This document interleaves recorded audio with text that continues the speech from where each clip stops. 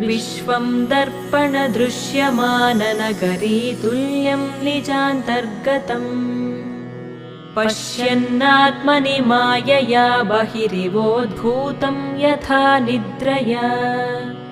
यः साक्षात् कुरुते प्रबोधसमये स्वात्मानमेवाद्वयम् तस्मै श्रीगुरुमूर्तये नमः इदं श्रीदक्षिणामूर्तये तस्मै श्रीगुरुमूर्तये नमः इदं श्रीदक्षिणामूर्तये बीजस्यान्तरिवाङ्कुरो जगदिदं प्राङ्निर्विकल्पं पुनः मायाकल्पितदेशकालकलना वैचित्र्यचित्रीकृतम्